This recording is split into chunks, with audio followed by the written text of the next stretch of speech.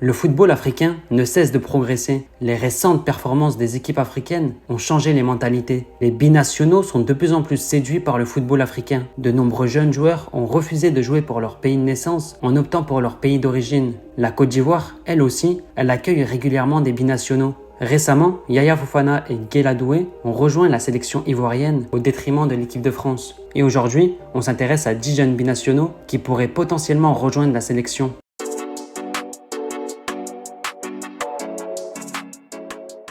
Le premier joueur qui pourrait rejoindre les éléphants dans les prochaines années, c'est Isaac Touré. Défenseur central de Lorient, il a connu une saison en demi-teinte, coupable de trop d'erreurs défensives. Il a malheureusement fait partie des déceptions de la saison. Mais ça reste néanmoins un défenseur vachement prometteur. Il est très costaud physiquement. C'est d'ailleurs le défenseur le plus grand des 5 grands championnats. Il est à l'aise avec le ballon et capable de faire des chevauchées balle au pied. Il est l'un des défenseurs à faire le plus de chevauchées dans le dernier tir adverse. Il doit maintenant calmer sa fougue et devenir un peu plus mature dans son jeu. Les qualités, il les a. Maintenant, reste à lui de gommer ses erreurs d'inattention pour devenir un grand défenseur. Il est pour l'instant avec les équipes de jeunes de l'équipe de France, mais son attache à la Côte d'Ivoire est très forte. Il était notamment en vacances à Abidjan l'hiver dernier. Loïc Badé a 24 ans, il est titulaire au FC Séville et il a connu la Ligue des Champions cette saison. Il s'est rapidement imposé en Espagne, jusqu'à même remporter la Ligue Europa en 2023. C'est un défenseur central rapide, qui est très fort dans les duels aériens. Il ressemble beaucoup à Jules Koundé. Il est rapide, mais aussi très imposant physiquement, des qualités qui sont précieuses, même s'il a encore une marge de progression.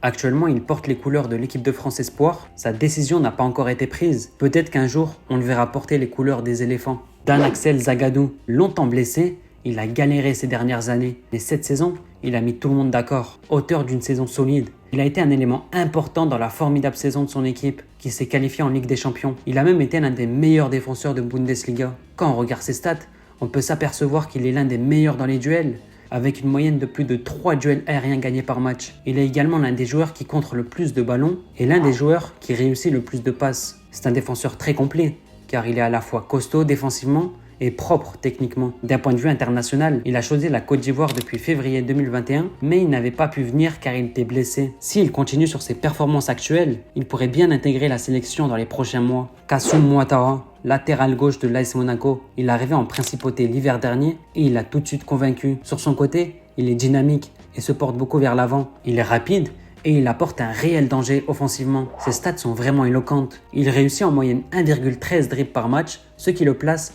dans le top 17% des meilleurs latérales sur cet aspect. Sa présence offensive est aussi marquée par le fait qu'il touche en moyenne 3 ballons par match dans la surface adverse, ce qui est mieux que 95% des autres latéraux. En attendant un appel avec les éléphants, il évolue actuellement avec les U20 de l'équipe de France et son avenir international n'a pas encore été tranché. Ismaël Doucouré, c'est un joueur polyvalent qui peut jouer à 3 positions différentes. Il est assez versatile tactiquement. C'est un joueur qui a démontré toutes ses qualités dans le championnat français. Ça fait 3 ans qu'il évolue à Strasbourg et il est en passe de signer en Bundesliga. C'est Wolfsburg qui est tout proche de trouver un accord avec son club. Au niveau international, il joue lui aussi avec les jeunes de l'équipe de France. Son choix de sélection n'a pas encore été fait. Il est encore en pleine réflexion. Manu Koné, longtemps observé par les plus grands clubs du monde, notamment le Bayern Munich, le Paris Saint-Germain et Liverpool, il est finalement resté en Allemagne à Mönchengladbach. C'est un joueur vraiment talentueux. Il a le potentiel pour devenir l'un des meilleurs milieux de terrain du monde. Techniquement déjà, il est largement au-dessus de la moyenne. Il a une qualité de passe pertinente et dans les tâches défensives, il récupère beaucoup de ballons. Cette année, il est un peu stagné. Il est toujours en Bundesliga et je pense que c'est le meilleur moment pour lui de passer un cap dans sa carrière. Liverpool est toujours intéressé pour le recruter. Il a 23 ans et il préfère prendre son temps avant de prendre une décision. Elie Junior Kroupi, dans le viseur de Barcelone et du Real Madrid, il est considéré comme le futur Mbappé. Sa réputation vient du fait qu'il est précoce pour son âge. À peine 18 ans et il a déjà marqué les esprits dans le football français. Pour sa première saison dans le monde professionnel, il a inscrit 5 buts et délivré 3 passes D. Sa valeur marchande est déjà estimée à 15 millions d'euros. Et pour cause, c'est un profil très apprécié dans le foot moderne. C'est un joueur rapide, capable de faire des différences par le dribble et devant les cages, c'est un tueur. Elie Kroupi n'est pas un nom méconnu dans le football ivoirien, car son père, Elie Kroupi justement, est un ancien international ivoirien qui a totalisé 22 sélections. Son lien avec son père pourrait le séduire de rejoindre les éléphants. Karamoko Dembélé, longtemps décrit comme le futur Messi, durant sa jeunesse, il était prédestiné à devenir l'un des meilleurs joueurs du monde. Il a eu du mal à s'adapter dans le monde des grands. Il est passé dans le championnat français, à Brest, et n'a pas réussi à s'imposer. Mais cette année, il s'est refait la cerise et il a sorti une saison incroyable. En 3e division anglaise, il s'est totalement relancé et il a tout explosé. Il a été le joueur majeur de son équipe en étant le joueur le plus décisif, le joueur à créer le plus d'occasions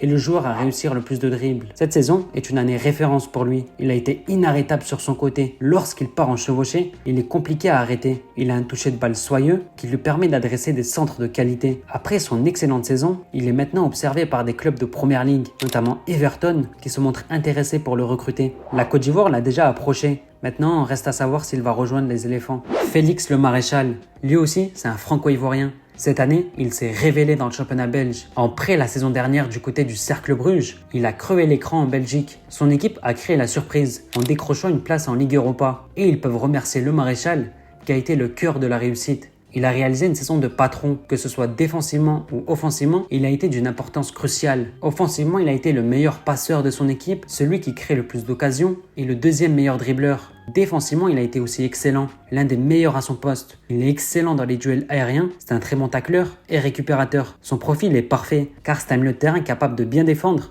et également d'attaquer. Il n'a toujours pas été approché par la fédération ivoirienne, c'est peut-être le moment de s'activer. Yann Gbo, arrivé en janvier à Toulouse, il a métamorphosé le visage de son équipe en délivrant des performances de haute facture. Il est assez polyvalent. Il peut jouer à plusieurs positions, en numéro 10 ou sur les côtés. Il est reconnu pour ses qualités de dribbleur. Il réussit en moyenne 3 dribbles par match. Il est aussi reconnu pour ses qualités de passeur. Il délivre environ 2 passes clés par match. Cela démontre qu'il a un profil axé sur la créativité. Il est rapidement devenu l'un des chouchous du public toulousain en raison de ses performances depuis son arrivée. Gbo est le cousin de Guela Doué, donc autant dire que son arrivée en sélection est plus que réalisable. Ange-Johan Boni, auteur de 5 buts et 10 passes D, il a été un élément incontournable de la remontée de son équipe en Serie A. Boni est un attaquant complet, capable à la fois de décrocher pour participer dans le jeu et également d'être précieux dans le dernier tiers. Comme on peut le voir sur l'image, il a un taux de dribble réussi extrêmement élevé. Il dépasse plus de 99% des autres attaquants, mais sa plus grosse qualité, c'est clairement sa qualité de passe. Comme on peut le voir ici,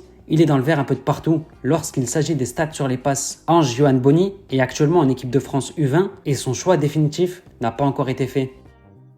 Voici donc ma liste des 10 jeunes binationaux qui pourraient potentiellement rejoindre les éléphants. Il faut quand même rappeler que la porte n'est pas ouverte à n'importe qui car c'est avec cœur et passion qu'on défend le blason de son pays.